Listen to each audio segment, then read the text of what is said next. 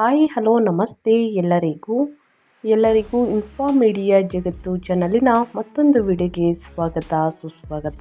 ಸ್ನೇಹಿತರೆ, ಎಲ್ಲರೂ ಹೇಗಿದ್ದೀರಾ? ಎಲ್ಲರೂ ಚೆನ್ನಾಗಿದ್ದೀರಾ ಅಂದ್ಕೊಂಡಿದ್ದೀನಿ. ನಾನು ಕೂಡ ತುಂಬಾ ಚೆನ್ನಾಗಿದ್ದೀನಿ. ಎಲ್ಲರೂ ಚೆನ್ನಾಗಿದ್ದೀರಾ ಅಂದ್ಕೊಂಡು ಭಾವಿಸ್ಕೊಂಡು ಇವತ್ತಿನ ಒಂದು ವಿಡಿಯೋನ ಶುರು ಮಾಡಿಬಿಡೋಣ. ಇವತ್ತಿನ ಒಂದು ವಿಡಿಯೋದಲ್ಲಿ ಕನ್ಯಾ ರಾಶಿಯವರಿಗೆ ಸ್ನೇಹಿತರೆ ಜುಲೈ 14ರಿಂದ ಸಾಕಷ್ಟು ಬದಲಾವಣೆಯನ್ನು ನೋಡಲಿದ್ದೀರಿ. ಹಾಗಿದ್ದರೆ ಜುಲೈ 14ನೇ ತಾರೀಕು ಯಾವ ದಿನ, ಏನೆಲ್ಲ ಗ್ರಹಗಳ ಸಂಚಾರದ ಸಮಯದಲ್ಲಿ ಕನ್ಯಾ ರಾಶಿಯವರಿಗೆ ಯಾವುದರ ಬಗ್ಗೆ ಅದೃಷ್ಟ ಸಿಗಲಿದೆ, ಯಾವುದರ ಬಗ್ಗೆ ಎಚ್ಚರಿಕೆ ವಹಿಸಬೇಕು ಅನ್ನೋದನ್ನ ಕಂಪ್ಲೀಟಾಗಿ ಇದೇ ವಿಡಿಯೋದಲ್ಲಿ ತಿಳಿಸ್ಕೊಡ್ತಾ ಹೋಗ್ತೀನಿ. ಇದನ್ನೆಲ್ಲ ಕನ್ಯಾ ರಾಶಿಯವರು ತಿಳ್ಕೊಬೇಕು ಅಂದರೆ ಎಲ್ಲೂ ಕೂಡ ವಿಡಿಯೋನ ಸ್ಕಿಪ್ ಮಾಡಬಾರ್ದು. ಅಂದರೆ ವಿಡಿಯೋನ ಕಟ್ ಮಾಡಿ ಓಡಿಸ್ಕೊಂಡು ಹೋಗಿ ನೋಡ್ತೀನಿ ಅಂದರೆ ಫುಲ್ ಇನ್ಫಾರ್ಮೇಷನ್ ಅರ್ಥ ಆಗಲ್ಲ. ಸೊ ಹಾಗಾಗಿ ಎಲ್ಲ ವಿಡಿಯೋದಲ್ಲೂ ತಿಳಿಸ್ತಾ ಇರ್ತೀನಿ. ಮೊದಲಿಂದ ಕೊನೆ ತನಕ ಸಂಪೂರ್ಣವಾಗಿ ವಿಡಿಯೋವನ್ನು ವಾಚ್ ಮಾಡಿ.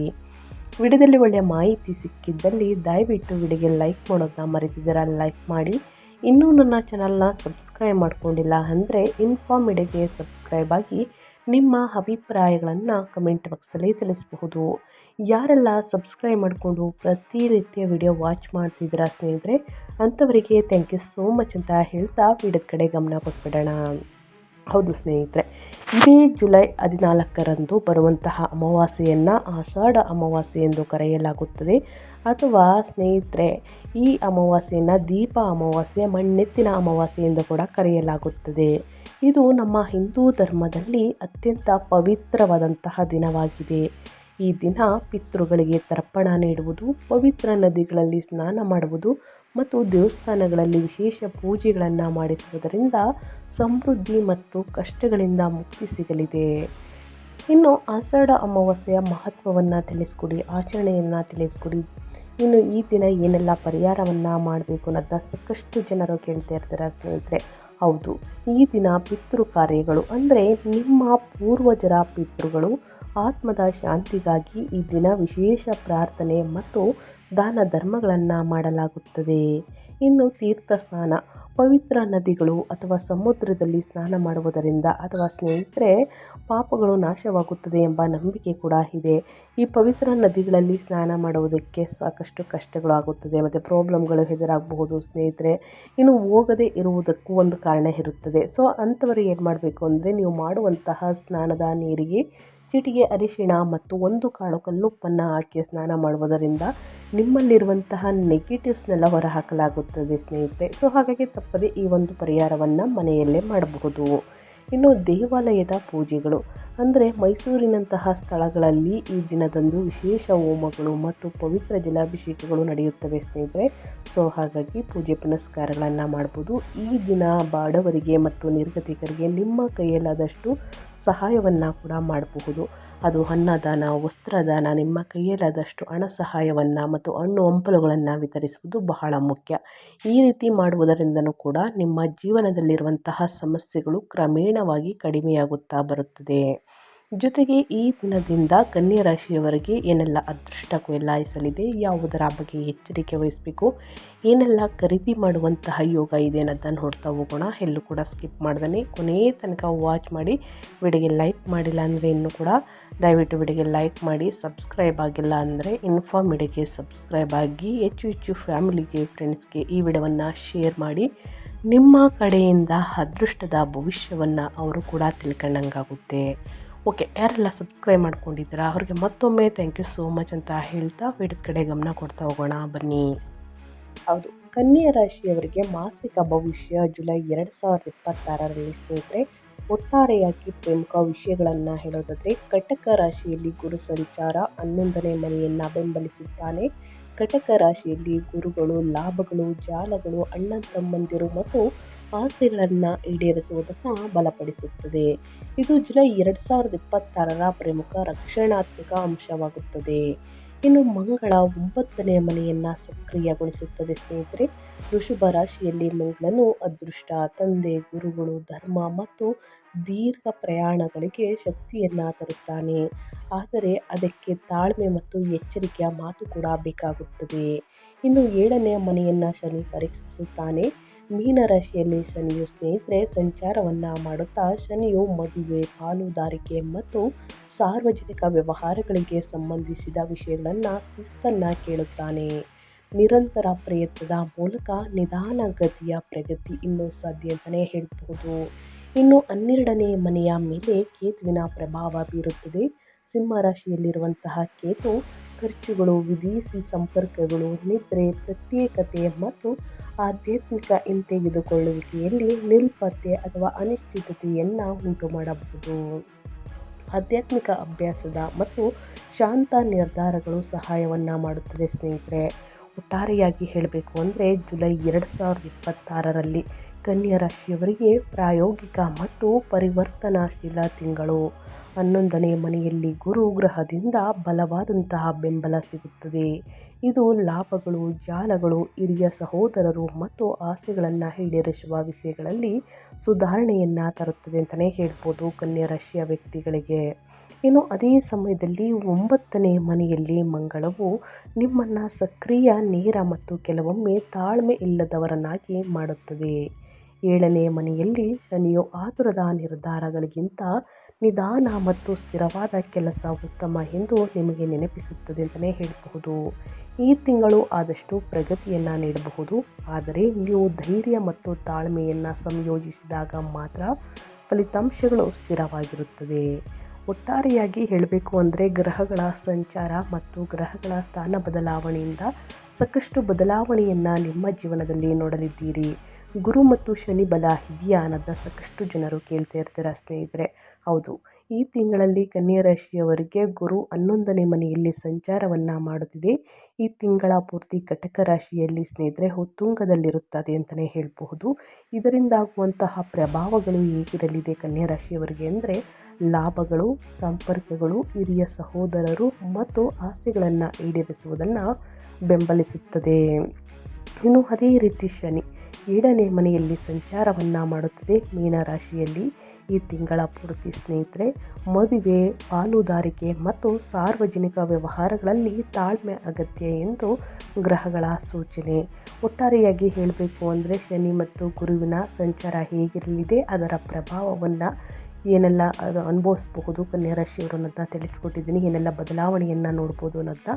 ಇವಾಗ ವೃತ್ತಿ ಮತ್ತು ಉದ್ಯೋಗದ ಬಗ್ಗೆ ಹೇಳೋದಾದರೆ ಜಾಲಗಳು, ತಂಡಗಳು ಮತ್ತು ಹಿರಿಯರ ಮೂಲಕ ಲಾಭವಾಗುವಂತಹ ಸಾಧ್ಯತೆ ಇದೆ. ವೃತ್ತಿಪರ ಗುರಿಗಳನ್ನು ಪೂರೈಸಲು ಇದು ಉತ್ತಮ ಸ್ಥಳವಾಗಿದೆ ಅಂತಲೇ ಹೇಳಬಹುದು.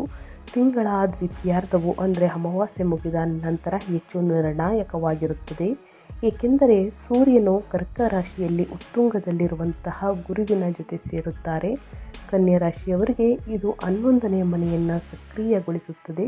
ಆದ್ದರಿಂದ ಲಾಭಗಳು, ಜಾಲಗಳು, ಹಿರಿಯ ಸಹೋದರರು ಮತ್ತು ಆಸೆಗಳನ್ನು ಪೂರೈಸುವುದಕ್ಕೆ ಸಂಬಂಧಿಸಿದೆ. ವೃತ್ತಿ ನಿರ್ಧಾರಗಳು ಮುಖ್ಯವಾಗುತ್ತವೆ ಅಂತಲೇ ಹೇಳಬಹುದು. ಇನ್ನು 9ನೇ ಮನೆಯಲ್ಲಿ ಮಂಗಳವು ನಿಮಗೆ ಧೈರ್ಯ ಮತ್ತು ವೇಗವನ್ನು ನೀಡುತ್ತದೆ.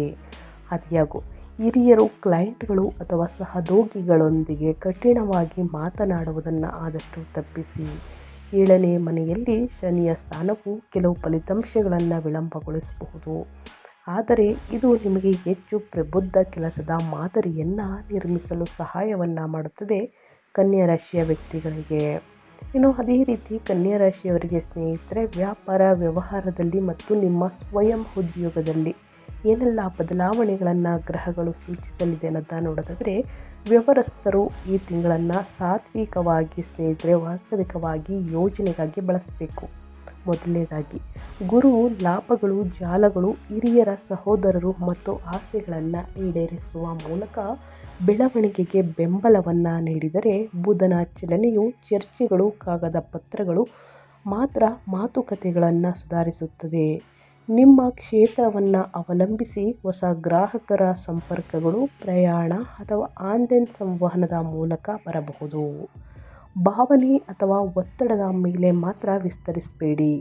ಮಂಗಳವು ನಿಮಗೆ ಆತ್ಮವಿಶ್ವಾಸವನ್ನು ನೀಡಬಹುದು, ಆದರೆ ಶನಿಯು ದಸ್ತಾವೇಜೀಕರಣ, ಬಜೆಟ್ ನಿಯಂತ್ರಣ ಮತ್ತು ತಾಳ್ಮೆಯನ್ನು ಕೇಳುತ್ತದೆ.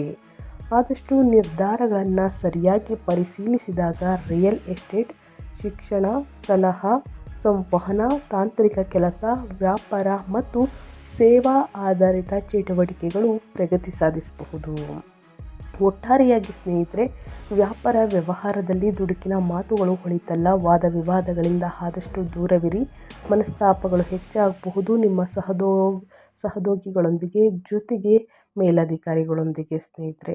ಹಾಗಾಗಿ ಸಣ್ಣ ಪುಟ್ಟ ವಿಚಾರಗಳನ್ನು ಮಾತಿನಲ್ಲಿ ಬಗೆಹರಿಸ್ಕೊಳ್ಬೇಡಿ ಸ್ನೇಹಿತರೆ.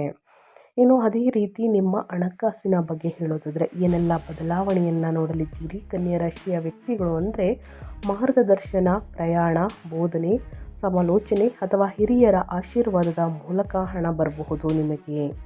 ಗುರುವು ರಕ್ಷಣೆ ಮತ್ತು ಉತ್ತಮ ತೀರ್ಪನ್ನು ತರುತ್ತಾನೆ. ವಿಶೇಷವಾಗಿ 11ನೇ ಮನೆಗೆ ಸಂಬಂಧಿಸಿದ ವಿಷಯಗಳಲ್ಲಿ ಸ್ಥಿರವಾದಂತಹ ಕೆಲಸದ ಮೂಲಕ ಆದಾಯವು ಸುಧಾರಿಸಬಹುದು.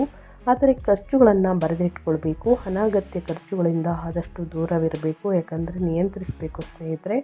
ಯಾವುದೇ ಪುರಾವೆಗಳಿಲ್ಲದೆ, ಊಹಾತ್ಮಕ ನಿರ್ಧಾರಗಳಿಲ್ಲದೆ ಮತ್ತು ಭಾವನಾತ್ಮಕ ಖರೀದಿಗಳಿಲ್ಲದೆ ಸಾಲ ನೀಡುವುದನ್ನು ಆದಷ್ಟು ತಪ್ಪಿಸಿ. ನೀವು ಆಸ್ತಿ, ವಾಹನ, ಶಿಕ್ಷಣ, ಪ್ರಯಾಣ ಅಥವಾ ವ್ಯಾಪಾರ ಹೂಡಿಕೆಯನ್ನು ಯೋಚಿಸುತ್ತಿದ್ದರೆ ಅಂತಿಮಗೊಳಿಸುವ ಮೊದಲು ಆಯ್ಕೆಗಳನ್ನು ಎಚ್ಚರಿಕೆಯಿಂದ ಹೋಲಿಕೆಯನ್ನು ಮಾಡಿ. ಯಾವುದೇ ಅನಗತ್ಯ ಖರ್ಚುಗಳನ್ನು ಮಾಡಬೇಡಿ. ಸಾಲವನ್ನು ಕೊಡಬೇಕಾದ್ರೆ ಸ್ನೇಹಿತರೆ, ಅದು ನಿಮಗೆ ಹಿಂತಿರುಗಿ ಹಣ ಬರುತ್ತಾ ಅನ್ನೋದನ್ನ ಯೋಚನೆ ಮಾಡಿ. ಅನಗತ್ಯ ಖರ್ಚುಗಳಿಂದ ಆದಷ್ಟು ದೂರವಿರಿ. ಇನ್ನು ನಿಮ್ಮ ಹೆಲ್ತ್ ಬಗ್ಗೆ ಹೇಳೋದಾದರೆ, ನಿಮ್ಮ ಆರೋಗ್ಯ ಮತ್ತು ಯೋಗಕ್ಷೇಮದ ಬಗ್ಗೆ ಹೇಳೋದಾದರೆ ಏನೆಲ್ಲ ಬದಲಾವಣೆಯನ್ನು ನೋಡಲಿದ್ದೀರಿ ಅಂದರೆ, ಸಕ್ಕರೆ, ಮೂತ್ರಪಿಂಡಗಳು, ಸಂತಾನೋತ್ಪತ್ತಿ, ಆರೋಗ್ಯ ಮತ್ತು ಸಂಬಂಧದ ಒತ್ತಡವನ್ನು ಸಮತೋಲನದಲ್ಲಿಡಿ. ಮಂಗಳವು ಶಾಖ, ಕಿರಿಕಿರಿ ಮತ್ತು ಚಡಪಡಿಕೆಯನ್ನು ಹೆಚ್ಚಿಸಬಹುದು. ಆದ್ದರಿಂದ ಅನಿಯಮಿತ ಆಹಾರ, ಕೋಪ ಮತ್ತು ಅತಿಯಾದ ಕೆಲಸವನ್ನು ಆದಷ್ಟು ತಪ್ಪಿಸಿ. ನಿರ್ಲಕ್ಷ್ಯಪಟ್ಟಂತಹ ಸಮಸ್ಯೆಯನ್ನು ಮುಂದೂಡಬಾರದು ಎಂದು ಶನಿ ಗ್ರಹ ಸೂಚಿಸುತ್ತಿದೆ ಸ್ನೇಹಿತರೆ. ನಿಮ್ಮ ಆರೋಗ್ಯದ ಬಗ್ಗೆ ಸ್ವಲ್ಪ ಕಾಳಜಿ ವಹಿಸಿ. ಪ್ರತಿದಿನ ಯೋಗ, ಧ್ಯಾನ, ಮೆಡಿಟೇಷನನ್ನು ಮಾಡಿ. ತಿನ್ನುವ ಆಹಾರದ ಪದ್ಧತಿ ಬಗ್ಗೆ ಬಹಳಷ್ಟು ಎಚ್ಚರಿಕೆ ವಹಿಸಿ. ಹೊರಗಿನ ಮಸಾಲೆ ಭರಿತ ತಿಂಡಿ ತಿನಿಸುಗಳನ್ನು ತಿನ್ನುವುದರಿಂದ ಗ್ಯಾಸ್ಟ್ರಿಕ್ ಸಮಸ್ಯೆಗಳು ಬರಬಹುದು ಕನ್ಯಾ ರಾಶಿಯವರಿಗೆ. ಅದರ ಬಗ್ಗೆ ಎಚ್ಚರಿಕೆ ವಹಿಸಿ. ಚೆನ್ನಾಗಿ ನೀರನ್ನು ಕುಡಿಯಿರಿ. ಹಸಿರು ತರಕಾರಿ, ಹಣ್ಣು ಹಂಪಲುಗಳನ್ನು ಚೆನ್ನಾಗಿ ಸೇವಿಸುವುದು ಬಹಳ ಮುಖ್ಯ. ನಿಯಮಿತ ನಿದ್ರೆ, ವಿಶ್ರಾಂತಿಯನ್ನು ತೆಗೆದುಕೊಳ್ಳಿ. ವಾಕಿಂಗನ್ನು ಮಾಡಿ. ಪ್ರಾಣಾಯಾಮ ಮತ್ತು ಸರಳ ಆಹಾರವು ಸಹಾಯವನ್ನು ಮಾಡುತ್ತದೆ. ನಿಮಗೆ ಈಗಾಗಲೇ ದೀರ್ಘಕಾಲದ ಆರೋಗ್ಯ ಸಮಸ್ಯೆ ಇದ್ದರೆ ತಡ ಮಾಡದೆ ವೈದ್ಯಕೀಯ ಸಲಹೆಯನ್ನು ಅನುಸರಿಸುವುದು ಬಹಳ ಮುಖ್ಯ. ಸ್ನೇಹಿತರೆ, ನಿಮ್ಮ ಆರೋಗ್ಯದ ಬಗ್ಗೆ ಯಾವುದರ ಬಗ್ಗೆ ಎಚ್ಚರಿಕೆ ವಹಿಸಬೇಕು, ಏನೆಲ್ಲ ಬದಲಾವಣೆಗಳು ಕಂಡು ಬರಲಿದೆ ಅನ್ನೋದನ್ನ ಕನ್ಯಾ ರಾಶಿಯವರಿಗೆ ಒಟ್ಟಾರೆಯಾಗಿ ತಿಳಿಸ್ಕೊಟ್ಟಿದ್ದೀನಿ. ಇನ್ನು ಮುಂದಿನದಾಗಿ ಹೇಳೋದಾದರೆ, ಕುಟುಂಬ, ವೈವಾಹಿಕ ಜೀವನ, ಪ್ರೇಮ ಜೀವನ ಬಗ್ಗೆ ಹೇಳೋದಾದರೆ ಏನೆಲ್ಲ ಬದಲಾವಣೆಯನ್ನು ನೋಡಲಿದ್ದೀರಿ ಅನ್ನೋದನ್ನ ನೋಡ್ತಾ ಹೋಗೋಣ ಬನ್ನಿ. ಸ್ನೇಹಿತರು, ಅಣ್ಣ ತಮ್ಮಂದಿರು ಮತ್ತು ಸಾಮಾಜಿಕ ವಲಯಗಳು ಬೆಂಬಲ ನೀಡುತ್ತವೆ. ತಿಂಗಳ ಆರಂಭದಲ್ಲಿ ಶುಕ್ರ ರಾಶಿ ಬದಲಾಗುವುದರಿಂದ ಭಾವನಾತ್ಮಕ ಉಷ್ಣತೆ ಹೆಚ್ಚಾಗುತ್ತದೆ. ಆದರೆ 12ನೇ ಮನೆಯಲ್ಲಿ ಕೇತು ಖರ್ಚುಗಳು, ವಿದೇಶಿ ಸಂಪರ್ಕಗಳು, ನಿದ್ರೆ, ಪ್ರತ್ಯೇಕತೆ ಮತ್ತು ಆಧ್ಯಾತ್ಮಿಕ ಹಿಂತೆಗೆದುಕೊಳ್ಳುವಿಕೆಗೆ ಸಂಬಂಧಿಸಿದ ವಿಷಯಗಳಲ್ಲಿ ದೂರ ಅಥವಾ ಗೊಂದಲವನ್ನು ಉಂಟು ಮಾಡಬಹುದು. ಆದಷ್ಟು ಮೃದುವಾಗಿ ಮಾತನಾಡಿ ಮತ್ತು ಪ್ರತಿಯೊಂದು ಸಣ್ಣ ವಿಷಯವನ್ನು ಚರ್ಚೆಯಾಗಿ ಪರಿವರ್ತಿಸಬೇಡಿ. ನೀವು ಮೊದಲು ಕೇಳಿಸ್ಕೊಳ್ಳಿ, ನಂತರ ಪ್ರತಿಕ್ರಿಯಿಸಿದಾಗ ವೈವಾಹಿಕ ಮತ್ತು ಪ್ರೇಮ ಜೀವನ, ಕುಟುಂಬ ಜೀವನ ಸಾಮರಸ್ಯ ಸುಧಾರಿಸುತ್ತದೆ. ಮನೆಯಲ್ಲಿ ಅಡಚಣೆಯಿಂದ, ತೊಂದರೆಯಿಂದ, ಗೊಂದಲದಿಂದ ಸ್ನೇಹಿತರೆ ನಿಂತು ಹೋಗಿದ್ದಂತಹ ಶುಭ ಕಾರ್ಯಗಳು ಮತ್ತೆ ಪ್ರಾರಂಭಗೊಳ್ಳಲಿದೆ. ಗ್ರಹಗಳ ಸಂಚಾರದ ಸಮಯದಲ್ಲಿ ಸ್ನೇಹಿತರೆ ಸಣ್ಣ ಪುಟ್ಟ ವಾದ ವಿವಾದಗಳಿಂದ ಆದಷ್ಟು ದೂರವಿರಿ ಕನ್ಯಾ ರಾಶಿಯ ವ್ಯಕ್ತಿಗಳು ಅಂತ ಹೇಳ್ತಾ, ತಂದೆ ತಾಯಿಯ ಆಶೀರ್ವಾದವನ್ನು ತೆಗೆದುಕೊಳ್ಳಿ ಸ್ನೇಹಿತರೆ. ಮುಂದಿನ ದಿನಗಳಲ್ಲಿ ಉತ್ತಮ ಬೆಳವಣಿಗೆಯನ್ನು ನೋಡಲಿದ್ದೀರಿ ನಿಮ್ಮ ಜೀವನದಲ್ಲಿ. ಇನ್ನು ಅದೇ ರೀತಿ ವಿದ್ಯಾರ್ಥಿಗಳ ಬಗ್ಗೆ ಹೇಳೋದಾದರೆ ಏನೆಲ್ಲ ಬದಲಾವಣೆಯನ್ನು ನೋಡಲಿದ್ದೀರಿ, ಯಾವುದರ ಬಗ್ಗೆ ವಿದ್ಯಾರ್ಥಿಗಳು ಅವರ ಶಿಕ್ಷಣದಲ್ಲಿ ಎಚ್ಚರಿಕೆ ವಹಿಸಬೇಕು ಅನ್ನೋದನ್ನ ನೋಡ್ತಾ ಹೋಗೋಣ ಬನ್ನಿ. ತಡರಾತ್ರಿಯ ಅಧ್ಯಯನ ಮತ್ತು ನಿದ್ರೆಯ ನಷ್ಟವನ್ನು ತಪ್ಪಿಸಿ. ವಿದೇಶಿ ಶಿಕ್ಷಣ ಅಥವಾ ಆನ್ಲೈನ್ ಕೋರ್ಸ್ಗಳು ನಿಧಾನವಾಗಿ ಪ್ರಗತಿಯಾಗಬಹುದು ಕನ್ಯಾ ರಾಶಿಯ ವಿದ್ಯಾರ್ಥಿಗಳಿಗೆ.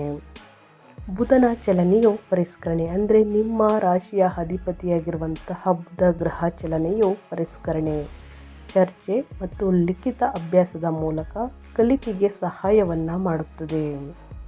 ಸ್ಪರ್ಧಾತ್ಮಕ ಪರೀಕ್ಷೆಗಳಿಗೆ ತಯಾರಿಯನ್ನು ನಡೆಸುವಂತಹ ವಿದ್ಯಾರ್ಥಿಗಳು ನಿಗದಿತ ವೇಳಾಪಟ್ಟಿಯನ್ನು ಕಾಯ್ದುಕೊಳ್ಬೇಕು ಸ್ನೇಹಿತರೆ.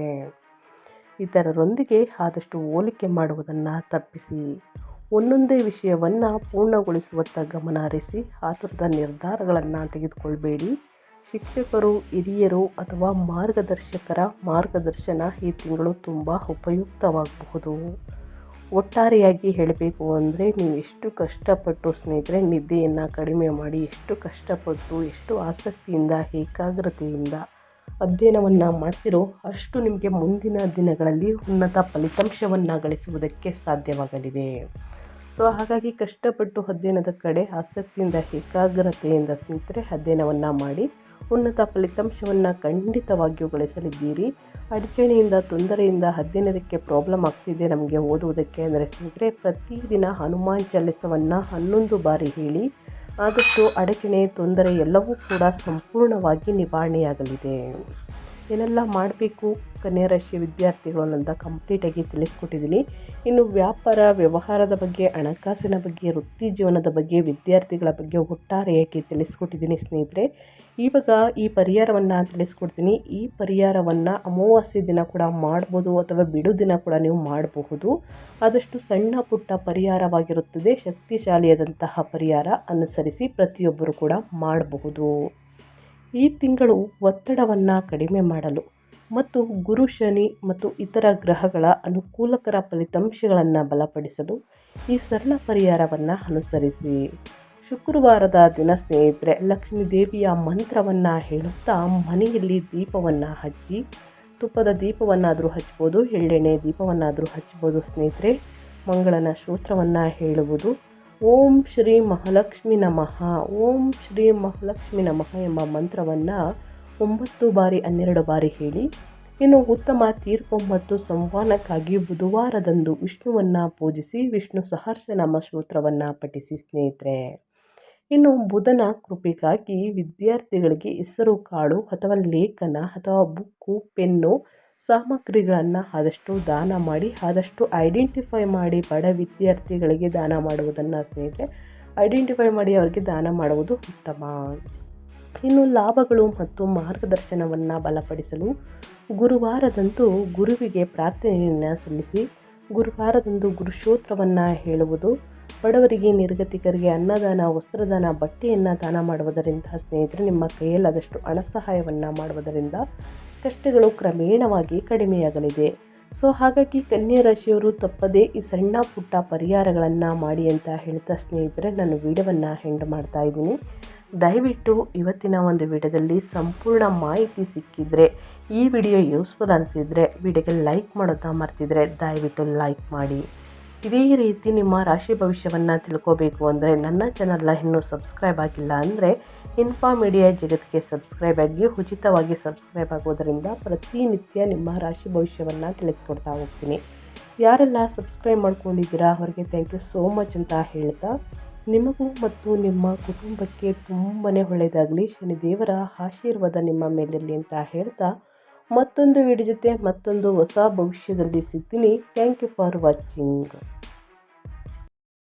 ವೀಕ್ಷಕರೇ, ನಿಮ್ಮ ಜೀವನದಲ್ಲಿ ಏನೇ ಸಕಲ ಸಮಸ್ಯೆಗಳು ಇದ್ದರೂ ಕೂಡ ಸ್ಕ್ರೀನ್ ಮೇಲೆ ಕಾಣುತ್ತಿರುವಂತಹ ನಮ್ಮ ಗುರೂಜಿ ನಂಬರ್ ಆದಂತಹ ಪಂಡಿತ್ ಶ್ರೀ ಶಂಕರ್ ನಾರಾಯಣ್ ಗುರೂಜಿ ಅವರಿಗೆ ಒಮ್ಮೆ ಕರೆ ಮಾಡಿ ನಿಮ್ಮ ಸಕಲ ಸಮಸ್ಯೆಗಳಿಗೆ ಪರಿಹಾರವನ್ನು ಮಾಡಿಕೊಡುತ್ತಾರೆ.